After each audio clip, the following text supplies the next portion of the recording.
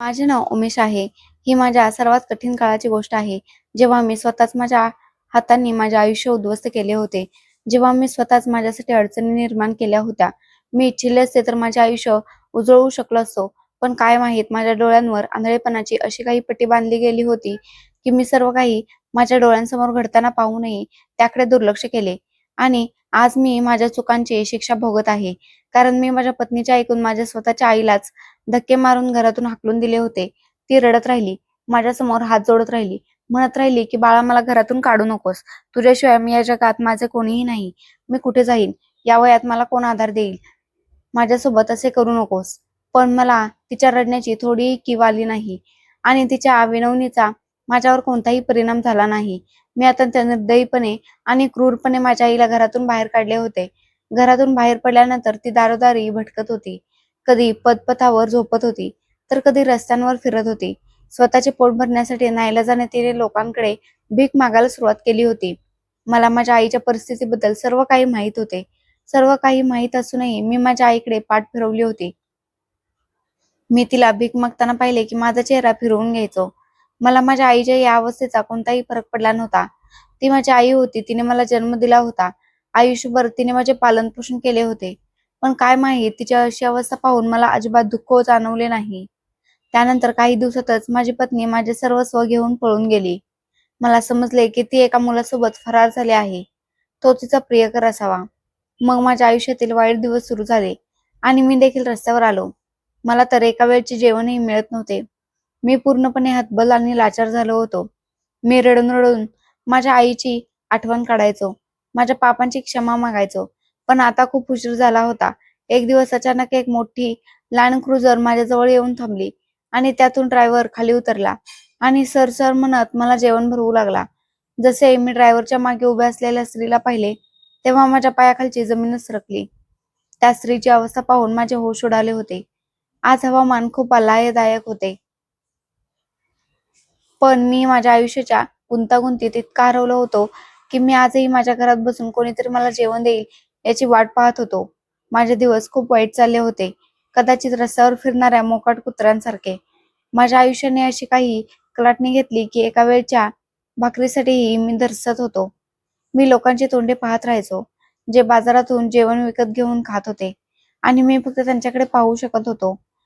मी त्यांच्याकडे केविलवाण्या नजरेने पाहत राहायचो. माझी आता इतकी ऐपत उरली नव्हती, की मी एका वेळचे जेवण खाऊ शकेन. माझ्यासोबत हे सर्व काही घडेल याचा मी कधी विचारच केला नव्हता. मी माझ्या आयुष्यात खूप आनंदी होतो.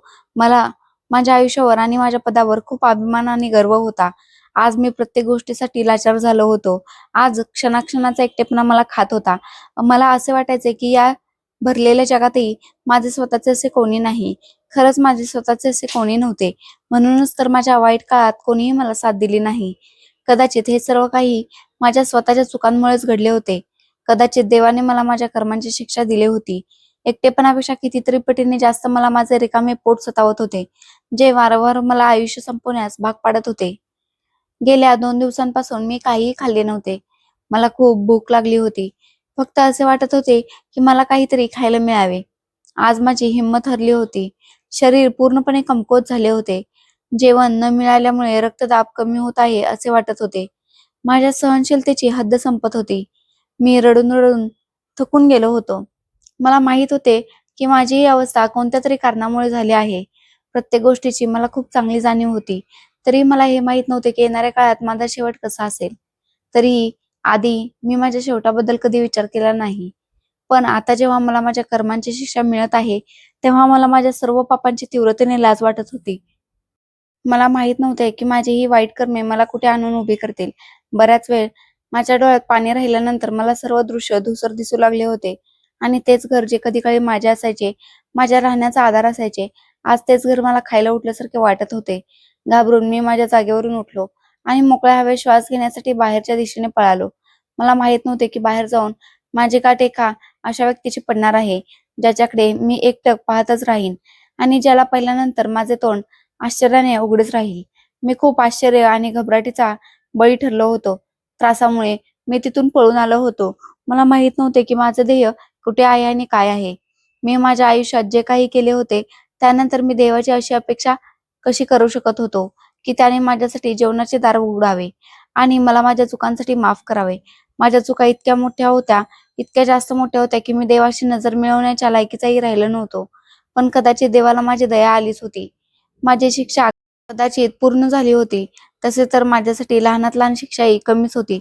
पण मला माझ्या चुकांची खूप लाज वाटत होती आणि वेळेवर जर माणसाने आपल्या चुकांची माफी मागितली तर कदाचित त्याचे आयुष्य सुधारते.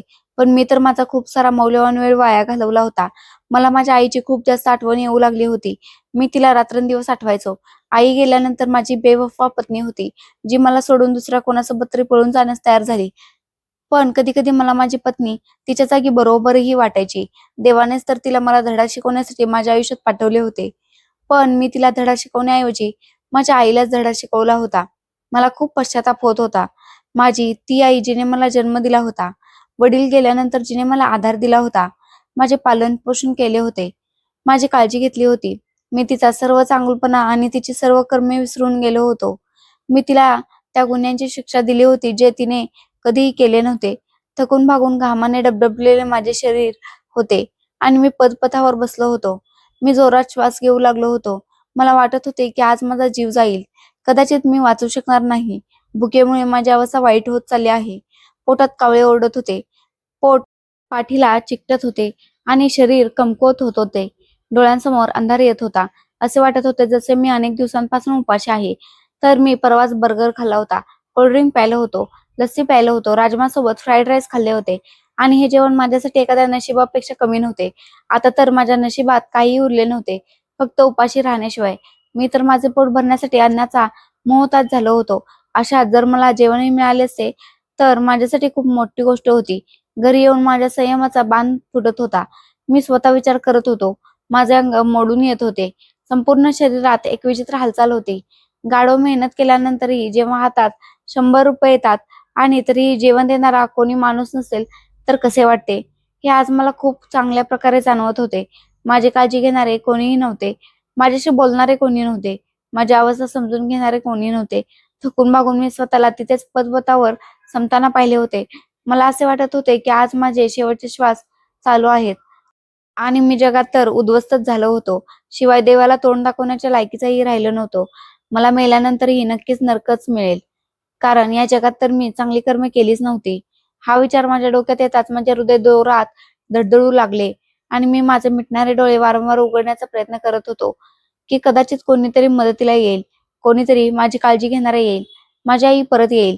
मग देवाकडून माझ्यासाठी एक अशी मदत आली, जिचे दृश्य माझ्या डोळ्यांसमोर पाहून मी थक्क झालो. मी तो भयानक काळ कधीच विसरू शकत नाही, जेव्हा एक लँड क्रुझर धावत माझ्या अगदी जवळ आली होती. मला असं वाटले की ती लँड क्रुझर कार मला संपवून टाकेल. माझा अपघात होईल. मी माझ्या दोन्ही हातांनी माझा चेहरा लपवून घेतला होता की कदाचित आज माझ्या आयुष्याचा शेवटचा दिवस आहे. मी माझ्या सर्व पापांचे स्मरण केले पाहिजे. पण आश्चर्य या गोष्टीचे वाटत होते की मी वाचलो होतो आणि ती लँड क्रुझर अगदी माझ्यासमोर येऊन थांबली होती. ड्रायव्हर लगेच खाली उतरला आणि सरसर करत त्याच्या हातात असलेले जेवण मला भरवू लागला. मी फाटलेल्या नजरेने हे दृश्य पाहत होतो. माझ्यासाठी हे दृश्य विश्वास ठेवण्यासारखे नव्हते आणि सांगण्यासारखेही नव्हते. मी न समजल्यासारखे ड्रायव्हरकडे पाहिले आणि काही बोलणारच होतो तेव्हा ड्रायव्हर म्हणू लागला की सर, आम्हाला माहित आहे तुम्ही अनेक दिवसांपासून उपाशी आहात. तुम्ही कोणतेही प्रश्न विचारू नका. फक्त शांतपणे तुम्ही जेवण करा. पण माझी नजर ड्रायव्हरवरच होती, किंबहुना माझी नजर मागे उभ्या असलेल्या त्या स्त्रीवर होती जिला मी ओळखण्याचा प्रयत्न करत होतो. आणि जेव्हा माझ्या डोळ्यांनी माझे संपूर्ण शरीर त्या स्त्रीला चांगल्या प्रकारे ओळखू लागले तेव्हा मी माझ्या जागेवरून उडालोच. कारण मी त्या स्त्रीला माझ्या आयुष्यात कधीच विसरू शकलो नव्हतो. माझ्या डोळ्यातून अश्रू वाहू लागले होते. माझे डोके चक्रावू लागले आणि मेंदू पूर्णपणे बंद झाला होता. मी स्वतःलाच प्रश्न विचारला, हे सर्व कसं काय होऊ शकते? मी स्वतःच्या डोळ्यांनी हे दृश्य पाहिले होते आणि त्यानंतर माझा मेंदू हळूहळू अंधारात बुडू लागला होता. कदाचित हा त्या धक्क्याचा परिणाम होता की मी त्या स्त्रीला ओळखले आणि आता माझ्या हृदयात एक विचित्र आनंद होता जो मी सहन करू शकत नव्हतो. यानंतर मी शुद्ध हरपू लागलो आणि बेशुद्धीच्या जगात पाऊल ठेवू लागलो, जिथे पाऊल ठेवण्यापूर्वी मला माझ्या भूतकाळातील एक एक दृश्य आठवत होते, ज्याच्यामुळे मी या अवस्थेत पोहोचलो होतो. आणि समोर उभी असलेली ती स्त्री माझ्याकडे पाहून हसत होती. या स्त्रीच्या हास्याने मला सर्व काही आठवून दिले होते की तीही मला कधी विसरली नाही आणि तिने मला नेहमी लक्षात ठेवले. तेव्हाही जेव्हा माझे श्वास अडकत होते तिने मला स्वतःसाठी आणि देवाच्या आदेशासाठी वाचवण्याचा प्रयत्न केला होता आणि तिच्या आशा वाचवण्याने माझ्या आत उत्साह संचारत होता. पण माझा मेंदू ही गोष्ट स्वीकारण्यास नकार देत होता. मग माझा मेंदू हळूहळू जुन्या धक्क्याच्या अंधारात बुडू लागला होता आणि माझ्या मिटणाऱ्या डोळ्यांनी जे शेवटचे दृश्य मी पाहिले होते तो माझा भूतकाळ होता, जिथे मी एका स्त्रीवर खूप अत्याचार केले होते, ज्याचा परिणाम आज मी भोगत होतो. तर मग आज फासे कसे पलटले होते आणि मी हे सर्व काही माझ्या स्वतःच्या डोळ्यांनी पाहिले होते. आता इथून माझी कथा सुरू होते. माझ्या त्या चांगल्या दिवसांची सुरुवात होते जिथून मी माझ्या वाईट कर्मांची सुरुवात केली होती. मी माझ्या आई वडिलांचा एकुलता एक मुलगा आहे. माझ्यापेक्षा मोठ्या माझ्या 2 बहिणी आहेत. मी माझ्या आई वडिलांसाठी त्यांचा एकुलता एक आधार होतो. त्यामुळे मी माझ्या आई वडिलांच्या डोळ्यांचा तारा होतो. असे नव्हते की त्यांनी माझ्या दोन्ही बहिणींचे लाड केले नाहीत. ते त्यांच्यावरही तितकेच प्रेम करायचे. पण माझ्या दोन्ही बहिणींच्या प्रार्थनांचा तो परिणाम होता की मी जन्म घेतला तेव्हा माझ्या आई वडिलांचे जणू जगच पूर्ण झाले होते. यापूर्वी माझ्या आई वडिलांना जग टोमणे मारून थकले होते की तुमच्या दोघांचे तर नामोनिशाण संपून जाईल. तुम्ही लोक मराल. तुमचे कुटुंब पुढे कसे वाढेल? तुमच्या म्हातारपणी कोणीही आधार नसेल. तुमचा आधार कोण होईल? मुलगा असता तर कदाचित तुमचा भविष्यकाळ चांगला बनवला असता. मुलींचे काय आहे? मुली तर एक दिवस सासरी जातील, पण नेहमी सोबत तर मुलगाच राहतो.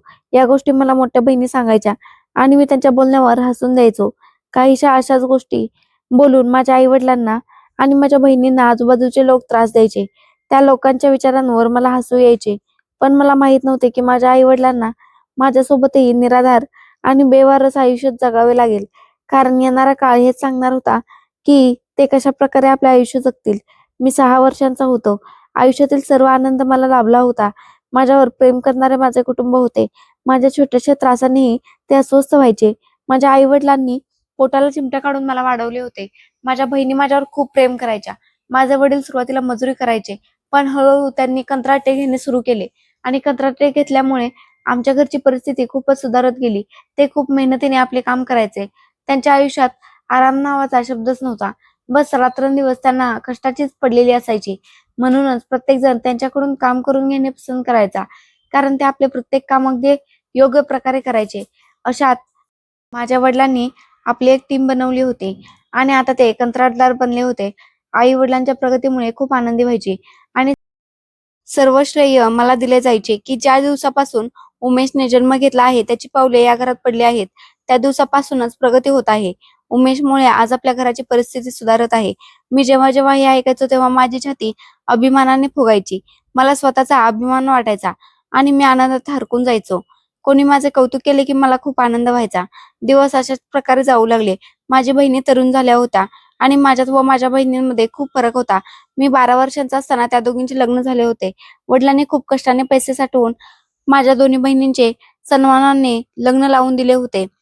त्या नेहमी मला समजावून सांगायच्या की आता आपले आई वडील तुझ्या हवाले आहेत. तुला त्यांची खूप काळजी घ्यायची आहे.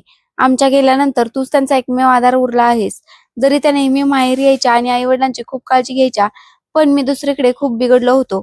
माझे ना कधी अभ्यासावर लक्ष होते, ना कधी माझ्या आई वडिलांचा विचार केला होता. मला नेहमी माझीच जास्त काळजी असायची, कारण सुरुवातीपासूनच मला खूप जास्त महत्त्व मिळाले होते. त्यामुळे मी स्वतःबद्दलच विचार करायचो. माझ्या नजरेत ना माझ्या बहिणींचे महत्त्व होते, ना माझ्या आई वडिलांचे. दिवस जात होते. मी आता तारुण्याच्या उंबरठ्यावर पाऊल ठेवले होते.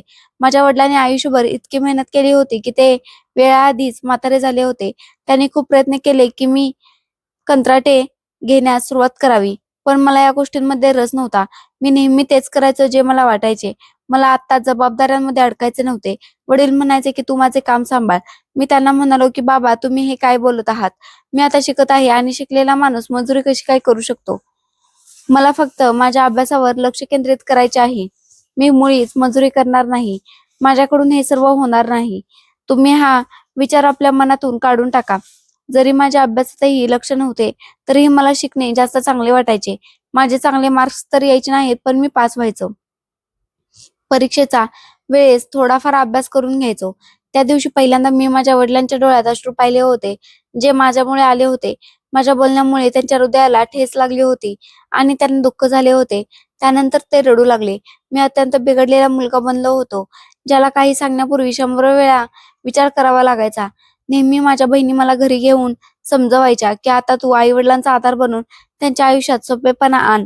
पण तू तर त्यांचे मन दुखावत आहेस.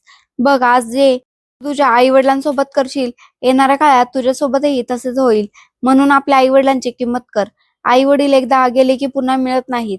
जर वडिलांची इच्छा असेल की तू मजुरी करावी, तर त्यांच्या इच्छेसाठी जे करावे लागेल ते तू कर. शिकून तुला नोकरी मिळेल, तेव्हा या सर्व गोष्टी सोडून दे. पण घरात उत्पन्नाचा ओघ तर चालू राहील. तू तुझा अभ्यासही चालू ठेव आणि कामही. कारण तू कमावशील तर त्याने तुझे पोटही भरेल. बाबा आता म्हातारे झाले आहेत, ते आता काम करू शकत नाहीत. मला माझ्या बहिणींच्या बोलण्याचा काहीच परिणाम होत नसे आणि मला त्यांची किवही येत नसे. मी माझ्या वडिलांना असे सांगून नकार दिला होता की बाबा, जोपर्यंत तुम्ही जिवंत आहात, तुमच्या अंगात त्राण आहे, तुम्ही काम करत राहा.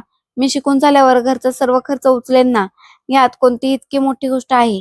मी तर बऱ्याचदा म्हाताऱ्या लोकांना काम करताना पाहिले आहे, जे इतक्या वयातही काम करत असतात. तुम्ही काम केले तर काही मोठे बिघडणार नाही. माझ्या बोलण्याने माझ्या वडिलांना खूप दुःख झाले. पहिल्यांदा माझ्या बोलण्याने ते शांत झाले आणि आईच्या डोळ्यातून वाहणारे अश्रू तिच्या गळ्यापर्यंत येत होते. मला या सर्व गोष्टींचा काहीच फरक पडत नव्हता. मी माझे शिक्षण पूर्ण केले होते आणि त्यानंतरही अनेक महिने मी नोकरी शोधली नव्हती. बाबा जेव्हा मला नोकरी शोधण्यासाठी जोर द्यायचे, तेव्हा मी त्यांच्यावर ओरडायचो, त्यांच्याशी भांडण करायचो, म्हणायचो की आता कुठे अभ्यासातून मोकळा झाला आहे, थोडा तरी आराम करू द्या.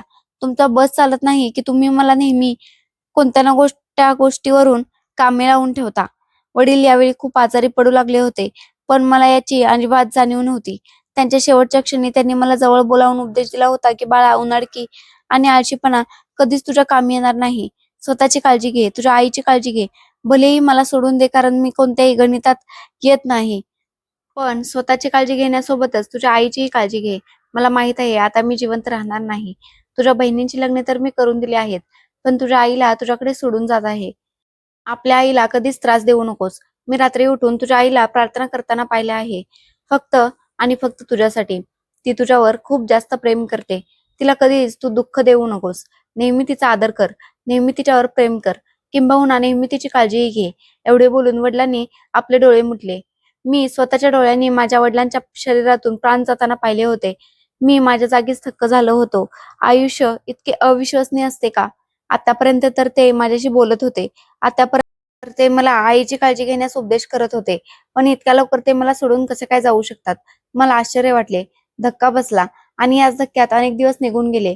माझी आई विधवा झाली होती. तिने पांढरी साडी नेसली होती. शृंगार संपवला होता. बहिणी आपापल्या घरच्या होत्या.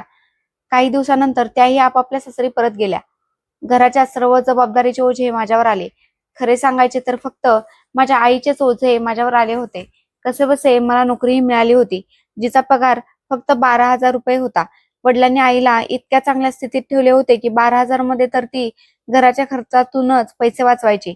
आता बचतच जर खर्च बनली तर मग घराची काय अवस्था होईल? आईला हे चांगलेच माहित होते. तिने मला धीर दिला आणि म्हणाली की बाळा, तू संयम ठेव. तुझ्या पगारामध्ये मी कसेबसे ऍडजस्ट करून घेईन. तुला काळजी करण्याची काहीच गरज नाही. आईने घरातच शिलाई आणि भरतकामाचे काम सुरू केले. ती साधारण 55 वर्षांची होती, अनुभवी होती आणि सर्व कामे चांगल्या प्रकारे जाणत होती. माझे वय त्यावेळी 24 वर्षे होते. मला माझ्या आईच्या विधवा असण्याची काहीच चिंता नव्हती. मी आमच्या मोहल्ल्यातील एका मुलीला पसंत केले होते. तिचे कुटुंब आमच्या मोहल्ल्यात नवीनच राहायला आले होते. ती मुलगी खूप चतुर आणि हुशार होती. तिने मला पाहताच ओळखले होते की माझ्याकडे इतके मोठे घर आहे. जर मी तिच्यावर प्रेम करू लागलो तर हे घर मी तिच्या नावावर करेन.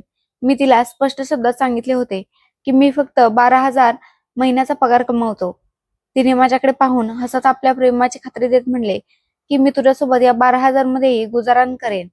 मी तुला यासाठी पसंत केले आहे कारण तू मला चांगला वाटतोस आणि तुझ्या घरात जास्त लोकही नाहीत. फक्त तुझी एक म्हातारी आई आहे, जिची मी नेहमी काळजी घेईन. जर तुला माझ्याशी लग्न करायचे आहे तर तू करू शकतोस. मी तुझ्यासाठी अगदी परिपूर्ण आहे. मी साध्या लग्नातही तुझ्या घरी येईन.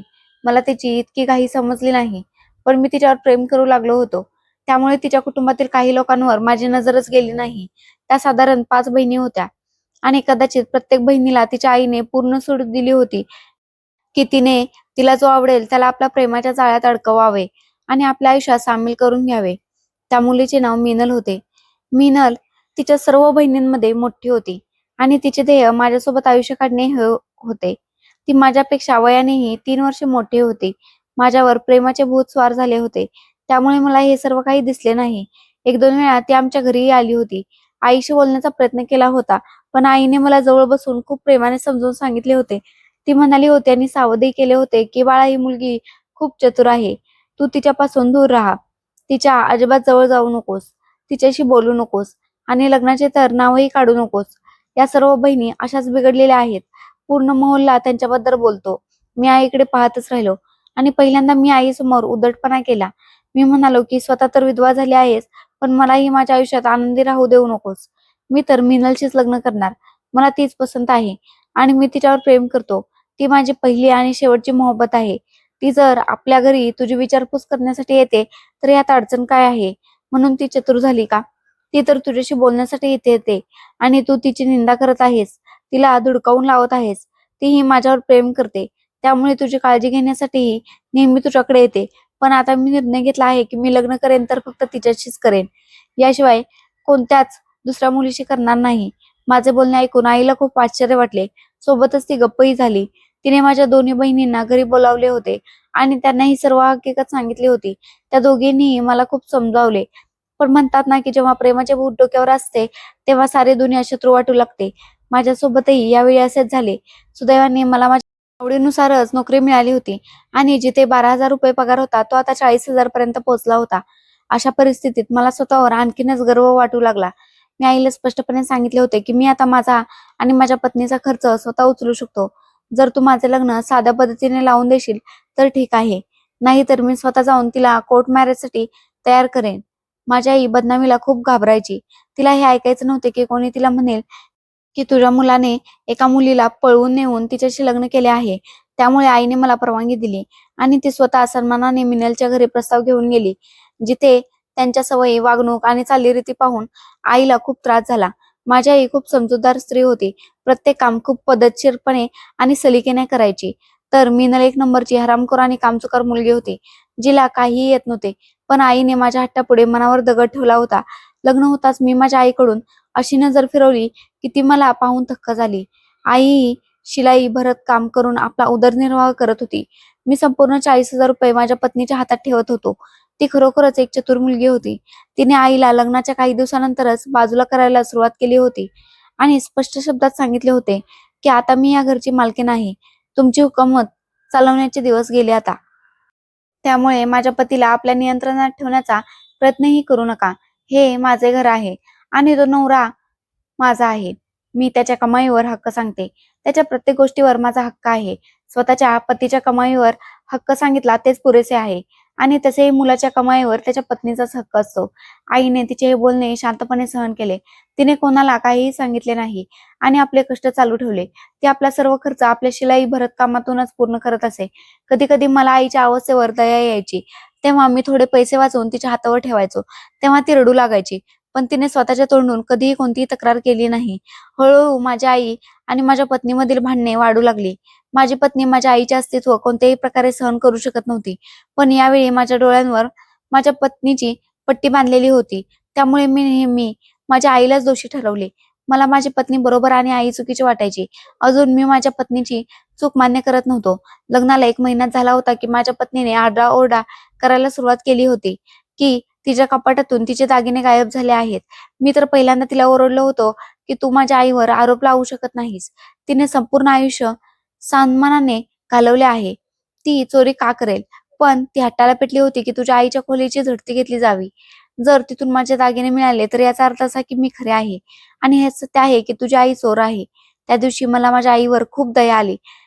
ती तिचे दोन्ही हात जोडून माझ्यासमोर विनवण्या करत होती. रडत होती. म्हणत होती की बाळा, मी चोर नाही. तुझ्या पत्नीने मला आज स्वतः चोर बनवले आहे. मी स्वतःच्या डोळ्यांनी पाहिले आहे की तिने सर्व दागिने उचलून माझ्या कपाटात ठेवून हा गोंधळ घातला आहे, जेणेकरून तू मला घरातून हाकलून देशील. आता निर्णय तुझ्या हातात आहे. आईने ही गोष्ट मला आधीच सांगितली होती. त्यामुळे मी माझ्या पत्नीला गोंधळ घालताना मोकळीक दिली नाही, तर पत्नीलाच ओरडून गप्प केले आणि आईच्या कपाटातून दागिने काढून माझ्या पत्नीच्या स्वाधीन केले की स्वतःच्या दागिन्यांचे रक्षण करणे तुझे काम आहे. आपल्या वस्तूंची जबाबदारी स्वतः स्वीकार. यापुढे माझ्या आईवर आरोप लावू नकोस. ती तशी नाही. मी तिला आयुष्यात पहिल्यांदाच ओरडलो होतो. तिने माझ्या या बोलण्याला आईशी दुश्मनीत बदलून टाकले. तिचे आता हेच ध्येय बनले होते की कोणत्याही प्रकारे ती माझ्या आईला या घरातून बाहेर काढण्यात यशस्वी व्हावी आणि तिला रस्त्यावर आणून सोडेल आणि मग कायमची स्वतः घराची मालकीण बनून राहील. तिची सर्व बहिणी आणि आईही आमच्या घरी खूप ये-जा करायच्या. आई घराची मालकीण असूनही एका बाजूला बसून सर्व तमाशा पाहत राहायची आणि ती घरात गोंधळ घालत राहायची. एक दिवस आई रडत माझ्याकडे आली आणि म्हणाली की बाळा, आता माझ्याकडून सहन होत नाही. माझी सहनशीलता संपली आहे. पूर्वी फक्त तिच्या बहिणी इथे यायच्या, आता माहित नाही कोण कोण येत असते. तू तर कामावर असतोस, तुला काय माहित आहे. हे लोक मला घाबरवतात, धमकावतात.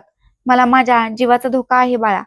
तुला हवे असेल तर तू तिला घटस्फोट देऊन आत्ताच तिच्यातून सुटका करून घेऊ शकतोस. तुला माहित नाही की मिनल खूप चतुर आहे, खूप जास्त शातीर आहे. मी माझ्या आईला धीर दिला, पण मिनल सर्व गोष्टी ऐकून होती. कदाचित ती नेहमी या शोधात असायची की माझी आई माझ्याशी काय बोलते आणि माझी आई मला तिच्या विरुद्ध कसे भडकवते. त्यामुळे पहिल्यांदा तिने गोंधळ घातला आणि माझ्या आईवर आरोप लावला की जे काही आहे माझ्याबद्दल आरोप लावत आहे, खरं तर ही बाई स्वतः चुकीची कामे करते. पतीच्या मृत्यूनंतरही तिच्या आतली आग शांत झाली नाही आणि ही दुसऱ्या लोकांना आपल्या घरी बोलावते. तिने मला अशा प्रकारे लज्जित केले होते की मी माझ्या आईकडे संशयाच्या नजरेने पाहू लागलो. माझी आई रडू लागली, पण तेव्हा खूप उशीर झाला होता. मी माझ्या आईवर आयुष्यात पहिल्यांदा हात उगारला होता आणि तिला कानशिलात लगावून घरातून बाहेर काढले होते. म्हणालो होतो की तू माझ्या पवित्र पत्नीवर आरोप लावत आहेस, तर आज तू स्वतःच घृणास्पद कामात सामील आहेस.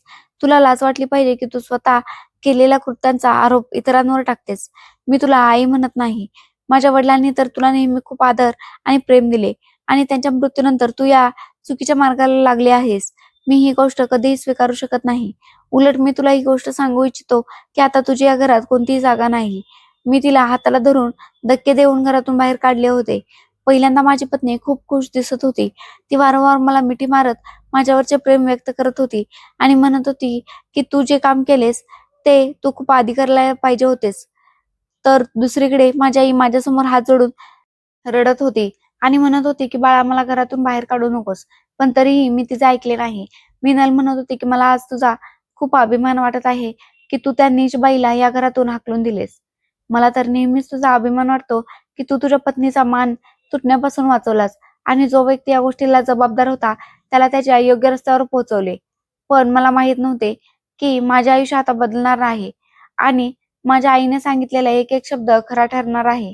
माझ्या दोन्ही बहिणींनी मला खूप वाईट भलेही ऐकवले आणि म्हणाल्या की तू मुलगा म्हणून घेण्याच्या लायकीचाही नाहीस. एक मुलगा असूनही तुला तुझ्या आईवर विश्वास नव्हता की तू तिला घराबाहेर काढलेस. त्या दोघी वेगवेगळ्या शहरात स्थलांतरित झाल्या होत्या आणि एकाच घरात त्या दोघींचे लग्न झाले होते. त्यामुळे त्यांनी मला स्पष्ट शब्दात सांगितले होते की आता आमचा तुझ्याशी कोणताही संबंध नाही. जो माणूस स्वतःच्या आईची काळजी घेऊ शकत नाही तो बहिणींबद्दल काय विचार करणार. आईला तू घरातून काढून खूप मोठे पाप केले आहेस. याची परतफेड तर तुला करावीच लागेल. आम्ही तर तुझ्यासाठी आणि तुझ्या आयुष्यासाठी प्रार्थना करतो की आता तुला तुझ्या आयुष्यात ते सर्व काही पाहावे लागू नये जे आईने भोगले आहे. एवढे बोलून त्यांनी फोन बंद केला आणि नंतर कधीही माझ्याशी कोणताही संपर्क ठेवला नाही. मी यावेळी माझ्या प्रेमाच्या धुंदीत मग्न होतो. मला माहित नव्हते की हे सर्व काही माझ्यासाठी एक भयानक काळ घेऊन येणार आहे, ज्याकडे मी काहीच लक्ष दिले नव्हते. मी सकाळी लवकर घरातून निघायचो आणि रात्री परत यायचो. माझी पत्नी नेहमी मोबाईलमध्ये व्यस्त असायची, कधी आपल्या आईशी तर कधी आपल्या बहिणींशी, कधी कोणास ठाऊक आपल्या कोणत्या मित्रांशी फोनवर बोलत राहायची. मी तिला सांगून सांगून थकून जायचो की तू मला वेळ देत जा, मी तुझा पती आहे, मला तुझ्या वेळेची खूप जास्त गरज आहे. पण ती माझ्याकडे दुर्लक्ष करू लागली होती आणि म्हणायची की माझा पूर्ण दिवस तुमच्या घरच्या कामांमध्ये जातो.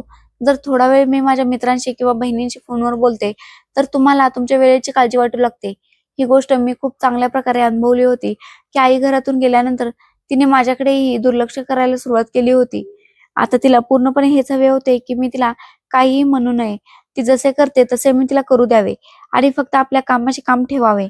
एक दिवस माझी प्रकृती खूप खराब झाली म्हणून मी ऑफिसमधून लवकर घरी आलो तर हे पाहून मला धक्काच बसला की जणू घरात कोणती पार्टी सुरू आहे. तिच्या सर्व बहिणी, आई आणि सर्व नातेवाईक तिथे गोंधळ घालत होते आणि 5 अनोळखी मुलेही उपस्थित होते, ज्यांना मी माझ्या आयुष्यात यापूर्वी कधीच त्यांच्यासोबत पाहिले नव्हते. ते सर्व लोक जणू मला पाहून एकदम घाबरले. तेव्हा माझी पत्नी लगेच पुढे आली आणि तिने कारणे सांगायला सुरुवात केली. म्हणाली की माझी लहान बहीण पास झाली आहे, तिची पार्टी करत आहोत. तुम्हीही आम्हाला जॉईन करा. पण माझ्या डोक्यात खूप भयंकर वेदना होत होत्या. त्यामुळे मी खोलीत बंदिस्त होऊन राहिलो. मला खूप धक्का बसला होता की माझ्या मागे माझी पत्नी माझ्याच घरात हे सर्व काही करत आहे.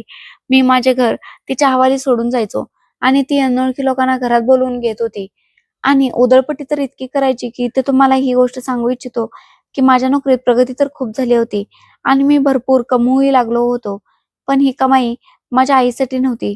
मी अनेकदा तिला रस्त्यावर पदपथावर भीक मागताना पाहिले होते.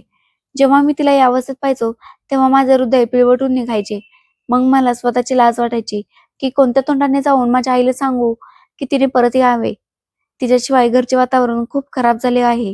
तिच्याशिवाय माझे घरात मन लागत नाही. मी माझ्या आईची खूप आठवण करतो. आई, तुझ्याशिवाय घर रिकामे रिकामे आहे. आणि माझा अहंकार मला हे मान्य करून देत नव्हता की माझ्या आईशी बोलूही. आतल्या आत मला खूप लाज वाटायची आणि मी स्वतःशीच म्हणायचो की मी कोणत्या तोंडाने आईला बोलावणार. मी तर स्वतः तिला घरातून धक्के मारून काढले होते. मी अनेकदा तिला पदपथावर रडताना पाहायचो आणि लोकांकडे भीक मागताना पाहायचो. तेव्हा माझे मन जणू तुटून अनेकदा तुकड्यात विभागले जायचे. एक दोन वेळा मी धाडसही केले होते की माझ्या आईशी बोललो, पण माझी पत्नी माझे हेतू ओळखली होती. त्यामुळे तिने मला आधीच सावध करून दिले की जर तुझी आई या घरात परत आली तर माझ्या इतके वाईट कोणीही नसेल. मी तुला सोडून देईन. तिचे बोलणे ऐकून मला आश्चर्य वाटायचे. मला कोणतेही अपत्य नव्हते. लग्नाला 2 वर्षे होणार होती आणि लग्नाच्या 1 वर्षानंतरच मी माझ्या आईला घरातून काढले होते. या गोष्टीला जवळपास वर्ष झाले होते. मी अत्यंत लज्जित होतो. समजत नव्हते की आयुष्यात कोणत्या दिशेने चालले आहे. हळूहळू मला माझ्या कामात नुकसान होऊ लागले.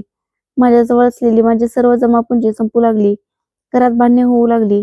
पैशांवरून माझी पत्नी नेहमी माझ्याशी भांडण करायची आणि म्हणायची की सर्व पैसे तू स्वतः ठेवून घेतोस आणि मला एक दमडीही देत नाहीस. तर देवही हे चांगले जाणत होता की माझे सर्व पैसे आणून तिच्याच हातात द्यायचो. मी जेव्हाही तिच्याकडे हिशोब मागायचो की तू इतक्या पैशांचे करतेस तरी काय, तर ती म्हणायची की सर्व पैसे घरात खर्च होतात. महागाई तर पाहना गगनाला भिडत आहे. तर आमची मुलेही नव्हती. फक्त आम्ही दोघे नवरा बायकोच होतो. जर मुले असती आणि तिने असे म्हणले असते तर मी मान्य केले असते. मला संशय येऊ लागला की ती मला फसवून तर राहिली नाहीये. मी तिला माझ्या कमाईतून भरपूर सोनेही बनवून दिले होते आणि घरची प्रत्येक वस्तू नवीन घेऊन दिली होती. जेव्हा मी ऑफिसमधून घरी परतलो तेव्हा हे पाहून मला धक्काच बसला की माझ्या घराच्या दरवाजाला कुलूप लागलेले होते. मला काही समजले नाही की हे काय झाले. माझ्याकडे घरची चावी नव्हती. चावी नेहमी मिनलकडेच असायची. घराचे कुलूप तोडून जेव्हा मी आत प्रवेश केला तेव्हा पूर्ण घर रिकामे पडलेले होते. माझे सर्व सामान कुठे गेले? सोने कुठे गेले? ती रोकड कुठे गेली जी मी बचत करून घरात ठेवली होती? मी हळूहळू प्रत्येक खोली शोधत गेलो, पण ती कुठेही उपस्थित नव्हती. इतकेच काय तर खोलीतून फर्निचरही उचलले गेले होते. पूर्ण घर म्हणजे 4 भिंती रिकाम्या पडल्या होत्या. स्वयंपाकघरात काही भांड्यांचे सामान होते. या व्यतिरिक्त बाहेरची एक एक गोष्ट गायब होती. मी माझ्या पत्नीला अनेक वेळा फोन लावला, पण तिने फोन उचलला नाही. तेव्हा मला स्वयंपाकघराच्या भिंतीवर एक कागद चिटकवलेला दिसला, ज्यामध्ये लिहिलेले होते की आता खूप उशीर झाला आहे. उमेश, तू माझ्या हाताने खूप काळापासून मूर्ख बनत आला आहेस आणि आता मी चतुराईने तुझ्याच कमाईचे पैसे साठवून इतके सक्षम झाले आहे की मी स्वतःचे घर विकत घेऊ शकेन. मग ते भाड्याचे काय असेना.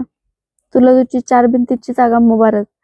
तरी मी तुझ्या घरचे सर्व सामान घेऊन जात आहे, कारण सर्व सामान तर माझेच होते ना. त्यावर माझेच नाव लिहिलेले होते. म्हणून मी ज्या मुलावर प्रेम करते त्याच्यासोबत जात आहे. मी तुझ्यावर कधीच प्रेम केले नाही. उलट नेहमी तुझा तिरस्कार केला आहे. तुला शिडी बनवून सर्व गोष्टींवर ताबा मिळवणे हेच माझे स्वप्न होते आणि ज्याच्यामुळे मी आज माझ्या बॉयफ्रेंड सोबत जात आहे. तुला तुझा एकटेपणा मुबारक. तू तर इतका उद्धट माणूस आहेस की तुझ्या स्वतःच्या आईला स्वतःच्या हातांनी धक्के देऊन घरातून बाहेर काढलेस. तर माझी आई एक बिघडलेली बाई होती, तरीही आम्ही तिला कधी या गोष्टीचा टोमणाही मारला नाही. तुझा उद्धटपणा याच गोष्टीची निशाणी आहे की तू तुझ्या आईवर किती प्रेम करत होतास. पण आताही काही होऊ शकत नाही. तुझी पत्नी तिच्या बॉयफ्रेंड सोबत पळून गेली आहे. संपूर्ण मोहल्ल्यात माझी बदनामी होईल मला माहित आहे, पण मला काहीच फरक पडत नाही. मी माझ्या बॉयफ्रेंड सोबत लग्न करण्यासाठीच तर एवढा मोठा खेळ खेळला होता. तुला शिडी बनवून पैसे गोळा करणे हेच माझे काम होते. इतकेच काय तर तू जेवढे सोने बनवून मला दिले होतेस, आता ते सर्वही मी घेऊन जात आहे. स्वतःची काळजी घे आणि माझ्याबद्दल अजिबात विचार करू नकोस. तिचे हे पत्र वाचून माझ्या पायाखालची जमीन सरकली आणि मी थरथर कापू लागलो की हे सर्व कसे काय होऊ शकते. मी बराच वेळ तेच भिंतीला टेकून धाय मकळून रडत राहिलो. समजत नव्हते की आयुष्य असे कसे बदलू शकते. ती तिच्या बॉयफ्रेंड सोबत कशी काय पळून जाऊ शकते. तर मी तिचा नवरा होतो. तिने एकदाही माझ्याबद्दल विचार केला नाही. हे दुःख वाटून घेण्यासाठी मी माझ्या आईचा शोध घेतला. ती मला कुठेही दिसली नाही. उलट ती मला अनेक महिन्यांपासून कुठेच दिसत नव्हती. आणि जेव्हा ती दिसायची तेव्हा मी तोंड फिरून माझ्या घरी परत यायचो. मी कसा मुलगा होतो. ना मी चांगला मुलगा बनू शकलो, ना मी चांगला भाऊ बनू शकलो, ना मी चांगला नवरा बनू शकलो. कदाचित मी माझ्या पत्नीला माझ्यासोबत लावून ठेवले असते तर कदाचित तिने माझ्यासोबत विश्वासघात करून पळ काढला नसता, किंवा कदाचित तिच्या रक्तातच विश्वासघात लिहिलेला होता. मी सर्व गोष्टींकडे दुर्लक्ष केले होते. मीच तिला इतकी मोकळीक दिली होती की ती हे पाऊल उचलू शकली. पण अशा विश्वासघातकी माणसाला कोण कधीपर्यंत स्वतःसोबत बांधून ठेवू शकतो. ती कधी ना कधी त्याच्यासोबतही विश्वासघात नक्कीच करेल, जो तिने आधी माझ्यासोबत केला आहे. त्याच्यासोबतही अगदी तसेच होईल. मी स्वतःला खूप एकटे अनुभवू लागलो होतो. मला समजतच नव्हते की माझ्या आयुष्यासोबत हा कसा खेळ खेळला गेला आहे. पूर्ण घर मला खायला उठायचे. मी 2 वेळच्या भाकरीचाही मोहताज झालो होतो. त्याच टेन्शन आणि त्रासामुळे ऑफिसच्या लोकांनीही माझ्या कामाच्या पद्धतीमुळे मला नाराज होताना पाहिले. आणि त्यांनी मला स्पष्ट शब्दात सांगितले होते की 1 महिन्याच्या आत जर तुझी कामगिरी सुधारली नाही तर तुला ही कंपनी सोडून जावे लागेल. मी त्यांना काय सांगणार की माझ्या आयुष्यात आणखी एक नवीन गुंतागुंत आली तर ती काही नवीन गोष्ट नसेल. मला चांगलेच माहित होते की माझ्या त्या पापांची शिक्षा आहे जी मी स्वतः माझ्या हाताने केली होती. मी स्वतः माझ्या आईला माझ्या हाताने धक्के देऊन घराबाहेर काढले होते. आता माझे हेच हात लाचार झाले होते आणि 2 वेळच्या जेवणासाठीही तरसत होते. कारण ऑफिसच्या लोकांनी जेव्हा माझ्या कामाचे परीक्षण केले तेव्हा 2 महिन्यांपर्यंत माझे काम सुधारले नव्हते. टेन्शनमुळे मी माझ्या कामावर लक्ष केंद्रित करू शकत नव्हतो. भूक तहानेमुळे माझी अवस्था वाईट होत असे. मग ऑफिसमध्ये माझे काम खूपच वाईट राहिल्याने त्यांनी मला लगेच वॉर्निंग लेटर दिले. त्यानंतर मला नोकरी सोडून जावेच लागले. मी आता माझ्या 4 भिंतींमध्ये कैद होऊन राहिलो. मला खाण्याचेही वांदे झाले होते. 2 वेळच्या जेवणासाठीही मी लाचार आणि मोहताज झालो होतो. माझी आई असती तर तिने मला स्वतःच्या हाताने जेवण बनवून खाऊ घातले असते. पण मी स्वतः माझ्या आईला माझ्या हाताने दूर केले. बरेच दिवस उलटून गेले आणि मी भुकेच्या विळख्यात सापडलो. त्या दिवशी हवामान खूपच छान होते, पण माझ्या हृदयात एक घालमेल होती. मला समजत नव्हते की माझ्यासोबत हे सर्व काय चालले आहे. जसा जसा मी हे सर्व समजून घेण्याचा प्रयत्न करायचो, माझे डोके चक्रावू लागायचे. भूक तीव्र लागल्यामुळे मी घराबाहेर पडलो. माझे मन करत होते की मी जगातूनच नाहीसा व्हावा. मला असे वाटत होते जणू आज माझ्या आयुष्याचा शेवटचा दिवस आहे. मी तिथेच बसून रडू लागलो. माझ्या भूतकाळातील एक एक क्षण माझ्या डोळ्यांसमोर फिरत होता. मी किती क्रूर झालो होतो. मी माझ्या आईला बेघर केले. मी अत्याचाराची हद्द पार केली. तर माझ्या पत्नीने विश्वासघात करून सिद्ध केले की माणूस जे पेरतो तेच उगवते. आज मला माझा एक एक गुन्हा आठवत होता. मी चक्कर येऊन पडण्याआधीच एक लँड क्रुझर माझ्या जवळ येऊन थांबली. मला आश्चर्य वाटले. मला वाटले की ही लँड क्रुझर मला चिरडून निघून जाईल. पण ती अगदी माझ्या डोक्यावर येऊन थांबली होती आणि त्यातून एक माणूस बाहेर पडून माझ्या दिशेने वळला. मला वाटले कदाचित तो मला अत्याचाराचा बळी बनवेल, जसे की ते सामान्य माणूस आहे. पण मग त्या माणसाने जे काही म्हटले ते ऐकून मी आश्चर्याच्या समुद्रात बुडालो. त्या माणसाच्या गाडीतून उतरलेल्या एका ड्रायव्हरने मला सरसर म्हणत आपल्या हाताने असलेले अन्न मला खायला दिले. मी जो भुकेने व्याकुळ होतो, काही प्रश्न न विचारता जेवण करू लागलो. जशी माझी नजर मागे उभ्या असलेल्या स्त्रीवर पडली तेव्हा मी माझ्याच जागी जणू धक्क्यात हरवून गेलो होतो. मला खूप आश्चर्य वाटले. मागे उभे असलेली स्त्री दुसरी तिसरी कोणी नसून माझी स्वतःची आई होती. तिची अवस्था पूर्णपणे बदललेली होती. तिने महागडे कपडे घातले होते आणि दागिनेही. तिच्या हातात महागडी बॅग होती. ती माझ्याकडे पाहून हसत होती. मग ती माझ्या शेजारी बसली. मी धाय मोकळून रडत राहिलो. तिला एक प्रश्नही विचारला नाही, कारण मला चांगलेच माहित होते की मला माझ्या चुकांची शिक्षा मिळत आहे. जेव्हा आम्ही दोघे मायलेक बसून बराच वेळ रडत राहिलो तेव्हा मी आईला फक्त एवढाच प्रश्न विचारला की तू मला विसरले नाहीस. मीही तुला विसरलो नाही. मी तुला वाईट शब्दात आठवले आणि तू मला नेहमी चांगल्या शब्दात आठवले असशील.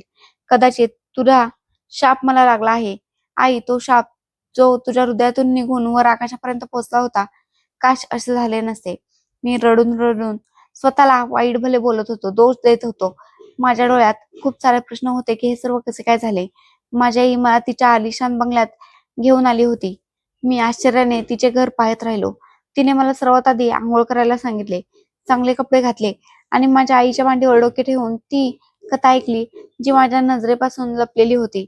आईने रडत रडत सांगितले की बाळा, जेव्हा तू मला घराबाहेर काढले होतेस तेव्हा मी बरेच महिने दारोदारी भटकत राहिले, भीक मागत राहिले.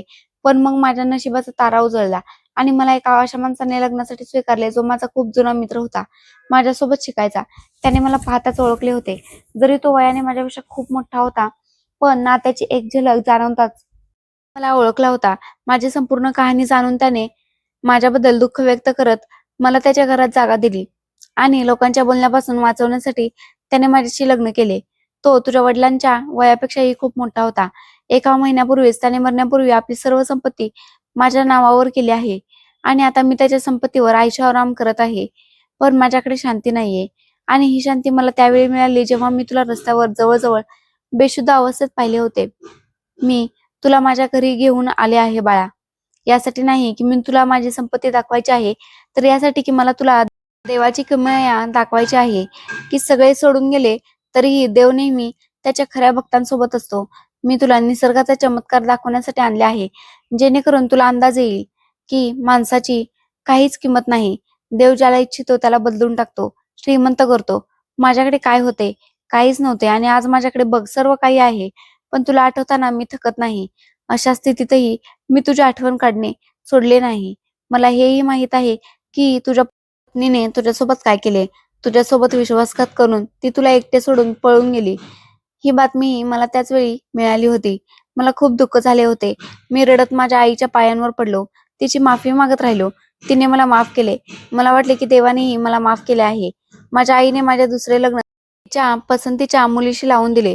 आता मी माझ्या सावत्र वडिलांनी सोडलेल्या संपत्तीवर ऐश करत आहे. स्वतःचा व्यवसाय सुरू केला आहे. माझा एक मुलगाही आहे आणि आता मी माझ्या आईसोबत आनंदी आयुष्य जगत आहे. बहिणींनीही मला माफ केले. त्यांच्याशी पुन्हा बोलचाल सुरू झाली. आई वडिलांचे न ऐकण्यासोबत असेच होते. जगातील सर्वात मोठे पाप हेच आहे की आपल्या आई वडिलांचा आदर न करणे. आजही जेव्हा मी मागे वळून पाहतो तेव्हा विचार करतो की काश ते सर्व काही घडले नसते जे काही माझ्या हातातून झाले. पण आता शांती आहे. मी, माझी पत्नी, मुले आणि आईसोबत शांततापूर्ण आयुष्य जगत आहे. आणि मी सर्वांना इथे हाच उपदेश देऊ इच्छितो की कधीही आपली नाती दुसऱ्यांच्या सांगण्यावरून सोडू नका. त्यांच्यापासून दूर होऊ नका, तर नेहमी त्यांच्याशी प्रेमाने वागा. कोणती अडचण असेल तर आपापसात प्रेमाने बसून ती सोडवा. मित्रांनो, मी आशा करते तुम्हाला आमची कथा आवडली असेल. कथा आवडली असेल तर व्हिडिओला लाईक करा. चॅनलवर नवीन असाल तर चॅनलला सबस्क्राईब करा आणि हो, नोटिफिकेशन बेल नक्की दाबा, जेणेकरून पुढील अपडेट सर्वात आधी तुम्हाला मिळेल. धन्यवाद.